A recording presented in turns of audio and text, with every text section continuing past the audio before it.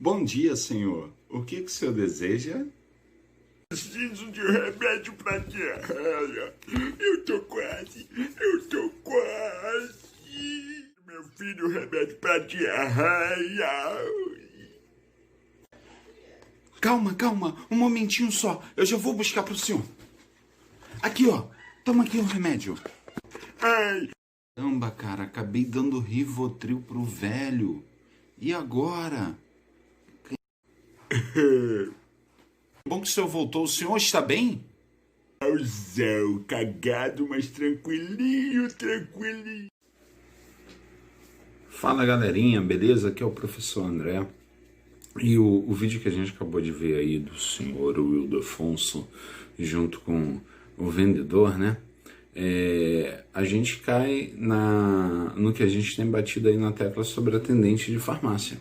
Então, se você não se ligou, você tem que prestar atenção. Por quê? Agora nós vamos comentar rapidinho aí, num papo aí de 20 minutinhos, sobre tudo o que a gente tem estudado até agora. Então, o que a gente acabou de ver, artigo 273 do Código de Penal. Se a gente cometeu o erro e essa pessoa denunciar o erro, tá? O que vai acontecer? A gente vai poder ter uma pena de 10 a 15 anos de reclusão ou multa. E essa multa, a pena de 40 salários mínimos. Então, se a gente cometer aquele erro aí que acabou de acontecer aí no início do nosso vídeo, a gente vai poder responder por isso, tá? Responder nesse contexto. Artigo 273, tá? E a lei foi um decreto de 2848/40. 2848/40, tá? Então a gente tem que prestar atenção nisso daí, tá bom? Dentro desse contexto, tá? Nós estávamos falando sobre atendente de farmácia. Em nossa primeira aula nós aprendemos aí a diferença, a distinguir drogaria de farmácia. O que é a farmácia? A farmácia é um local onde a gente pode fazer manipulação de medicação, podemos vender os medicamentos que são tratados como drogas ou fármacos, tá? Drogas ou fármacos. E podemos também ter uma unidade hospitalar dentro da farmácia. Ela tem essa liberdade segundo a Anvisa, tá? A Anvisa, aqui embaixo vai aparecer aí o que significa Anvisa, né? E segundo a OMS, nós também podemos ter a farmácia fazendo esse tipo de trabalho. A drogaria já é diferente. A drogaria ela só pode fazer a venda, ou seja, a dispensação das drogas. Não, maconha não, cocaína não, não é boca de fumo não, doidão, mas, tá, tratamos os medicamentos como drogas. Então, se estiver em embalagem original, se estiver dentro do âmbito, a medicação correlacionada como medicamento, seja ele fitoterápico ou medicamento químico normal, tá? Nós podemos vender em drogaria, mas não pode ter nenhum tipo de atendimento médico hospitalar ou manipulação se a farmácia, ou melhor, se o local de venda de medicamentos for registrado como drogaria. Essa é a diferença de uma para outra. Então isso que a gente tem que entender. Farmácia, eu posso aplicar injetáveis, eu posso ter manipulação de medicação, eu posso ter um consultório, eu posso ter uma clínica patológica dentro da farmácia, porque a Anvisa ela dá liberdade para isso no seu estatuto, nas suas leis. A RDC, né? RDC vai aparecer aí também. Também ela dá liberdade no estatuto dela, nas leis dela sobre isso. Já a drogaria não pode ter farmácia de manipulação, não pode ter comércio aplicação, né, comercializar a aplicação de injetáveis de nenhum tipo, porque ela, perante sua legislação, ela não dá essa liberdade, tá? Toda a droga medicinal, ela vai trabalhar com origem animal, vegetal ou mineral, tá? Então, essas substâncias, né, elas vão ser encontradas em um desses tipos de itens e aí tratados em laboratório para se tornar uma medicação, né? Um exemplo é o soro fisiológico, né? O soro fisiológico não, desculpa. O soro antiofísico, tá? Que a gente tira do veneno da cobra para ter uma medicação de cura numa picada, num envenenamento em alguma coisa. Então, quando a gente fala as drogas medicinais que podem ser usadas, da onde elas podem ser extraídas, animal, vegetal e mineral, tá? Então, esses daí são os tipos de drogas que elas podem ser retiradas, tá? Da onde elas podem ser retiradas para serem incluídas no nosso dia a dia. Fora isso, fora essas drogas, nós temos os fitoterápicos, né? Que aí eles vão cair nessa parte vegetal, ou seja, vão ser plantas, vão ser cascas de fruta, né? Nós temos exemplo aí o Calmapax, né? O Calmapax, vai aparecer aí a caixinha dele. Ele é uma droga, ele é um medicamento fitoterápico, um farmaco, né, fitoterápico, que é retirado de planta, né? Então, ele é feito de planta, esse farmaco. Assim como a cannabis também, que em alguns países já são liberados, aqui no Brasil ainda não. A gente só pode comprar a cannabis de importação ou de forma assim secreta, meio duvidosa, né? Então, a cannabis é considerada em alguns países um fitoterápico, tá? Até para tratamento de autismo, e aqui ainda não, tá? É considerado droga ilegal, tá? Então, prestem muita atenção nisso daí, porque de repente pode cair em algum local e a gente não sabe, tá? Sobre essa legislação que ainda está tramitando aqui no Congresso Brasileiro e no Ministério da Saúde. Então, fiquem atentos aí, tá? Todo o princípio ativo, ele é o mesmo em qualquer medicação, tá? Então, princípio ativo, quando a gente fala, ele vai ser aquele placebo, aquela partezinha do remédio que vai agir contra determinada doença, tá? Então, nós vamos ter 3 tipos de identificação medicamentosa que o princípio ativo vai ser o mesmo, tá? Princípio ativo vai ser o mesmo. E quem é esse princípio ativo? Onde ele se encontra? Em quais medicamentos? Aqui no Brasil eles são divididos em 3. Nós temos o original, nós temos o genérico e nós temos o referência. Cada um vai ter uma forma de identificação diferente. No medicamento original, você vai identificar ele sempre pelo sinalzinho de R, quando ele mostra na sua caixinha a medicação. Vou dar um exemplo aqui, vai aparecer a caixinha aqui, ó. O Cataflam. O Cataflam é uma medicação original, né? Nós também temos o genérico do Cataflam, olha a caixinha aí, né? E também temos o similar do Cataflam. É esse carinha aí, ó. Estão vendo aí? Qual a pergunta, professor? O genérico, o original e o similar têm a mesma função? A resposta sempre vai ser a mesma. O princípio ativo é o mesmo. O único que você vai encontrar uma pequena diferença no similar. Porque no similar, geralmente, a dosagem, vamos supor que seja comprimido o Cataflam, a dosagem de comprimido do similar geralmente vai ser uma dosagem menor e você vai ter que tomar 2 ou 3, né, ao mesmo tempo para fazer o mesmo efeito de um original. E a diferença dos 3, o que vai ser? O preço, né? Então, sempre você vai verificar o seguinte: fui comprar uma medicação, a medicação estava, sei lá, R$100, né?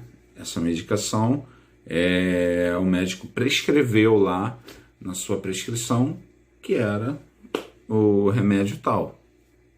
E aí o remédio tal estava caro demais. Você vai perguntar pelo genérico, eles vão te vender o genérico. E aí o genérico ainda está um pouquinho salgado, você tem o similar, tá? Todos eles funcionam da mesma forma, todos eles o princípio ativo é o mesmo, ou seja, aquela medicação, o placebo ativo, ele se encontra nas 3 medicações, tá? Então a gente tem que prestar atenção nisso daí, tá bom? Nós também falamos sobre os medicamentos que são alopáticos e paliativos, né? O que é um remédio quando a gente considera ele um remédio alopático, né? Esse remédio alopático, ele é um remédio justamente feito para combater aquela determinada doença, naquele momento, naquela exata hora, e ele consegue fazer o combate. Paliativo, ele vai ser um medicamento momentâneo, tá? Ou seja, o paliativo, ele vai acabar com o problema naquela hora e depois aquela dor, aquela inflamação ou o que quer que seja vai voltar novamente. Ele só resolveu naquele instante. Então, alopático é a medicação que vai combater diretamente na doença, e paliativo vai ser aquela medicação que vai combater naquele momento aquela dor e vai parar. Exemplo, eu tomei uma Novalgina, estava com muita dor de cabeça, a dor de cabeça sumiu, mas daqui a pouco ela voltou de novo. Então o efeito foi paliativo, né? Falamos dos medicamentos fitoterápicos, que são a base de planta, né? Falamos anteriormente sobre a cannabis e uma série de instruções, tá? Nossas medicações, elas vão se dividir em 2, homeopáticos e manipulados. O que são os medicamentos homeopáticos, né? É todo medicamento que, quando ele é produzido industrialmente, tá? E ele vai ter sua funcionalidade na área psíquica, na área física, imunológica e etc, tá? É todo tipo de medicamento, para a gente entender melhor. E os manipulados, eles são diferenciados porque a gente vai ter a condução humana para a produção do medicamento. Tipo um xarope, botei lá a aguinha, botei o açúcar, e aí esquentei ele, e aí formei aquela camadinha grossinha, parecendo um mel, e aí coloquei um princípio ativo ali, formei o meu remédio manipulado, tá? Então, quando a gente fala de manipulação, nós falamos de tipos de remédio desse tipo, tá? E lembrando que todos os remédios, eles vão se dividir em 3 categorias. Repito de novo: similar, original e genérico. Não esqueçam disso, tá? Dentro desse contexto, né, que nós acabamos de ver, nós, quando trabalhamos com medicação, eu tenho que sempre estar voltado às tarjas da medicação, tá? Toda medicação, ela vai estar na sua embalagem o tarjamento daquele tipo de medicamento: tarja vermelha, tarja preta, tá? Então, tanto a tarja vermelha quanto a tarja preta, os tipos de prescrição médica são diferenciados, tá? Então, na tarja vermelha, eu vou ter uma prescrição para aquele medicamento. Geralmente, na tarja vermelha, os medicamentos eles são voltados para funcionalidade psíquica, para vias aéreas, para atividades inflamatórias e entre outros, tá?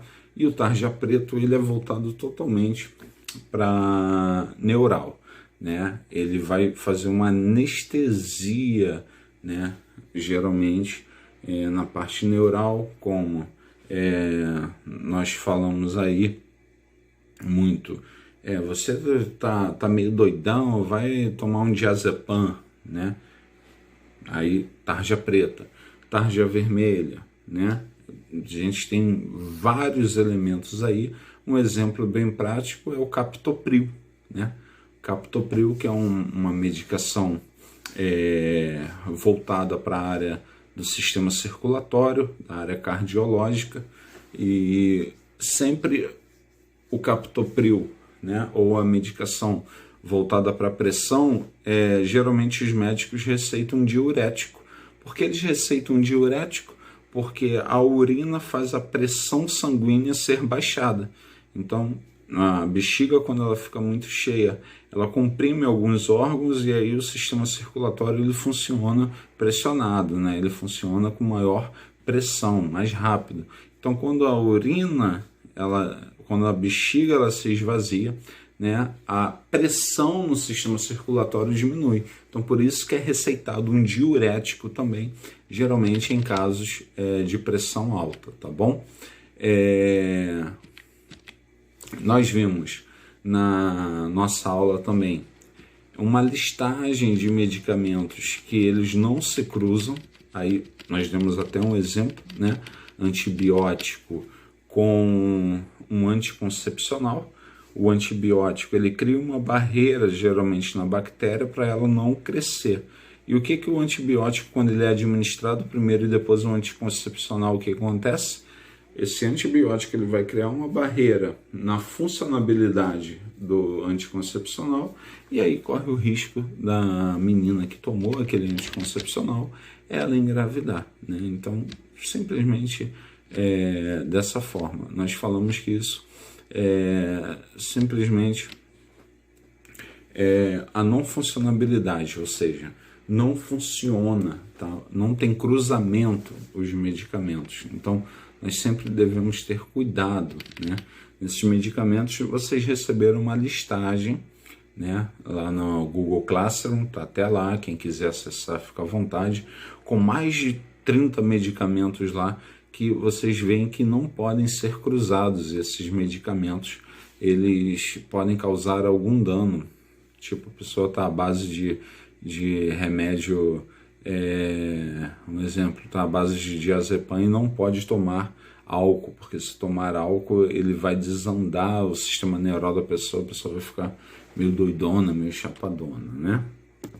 E falamos também aí sobre o porquê num receituário médico, o médico lá no finzinho ele faz aquele rabisquinho, né? Lá no fim de cada receituário ele faz um rabisco. Por que ele faz aquele rabisco? É a marca do Zorro? Óbvio que não, né? Ele faz aquele rabisco ali para a pessoa não adulterar e colocar mais medicações, né? Aí o cara vai lá, o português, né? Inteligência Suprema vai lá e foi digitado, ele vai lá embaixo e coloca, não, tem mais uma caneta aqui que o médico colocou. Não é para aceitar. Lembre-se, se vocês estão atrás do balcão, tem uma medicação tarja vermelha ou tarja preta, tá? Aí isso vai estar identificado na caixinha, você tem que fazer a retenção do receituário, tá? Por quê? Porque isso depois o farmacêutico ele vai pegar, ele vai dar baixa no sistema, ele vai avisar a Anvisa e o laboratório que aquele medicamento foi dado baixa. E ele vai ter que comprovar quem comprou aquele medicamento, senão ele vai poder responder um processo jurídico por não ter feito isso, tá? Então, galera, esse daí foi o nosso primeiro vídeo aí, né, sobre as nossas aulas.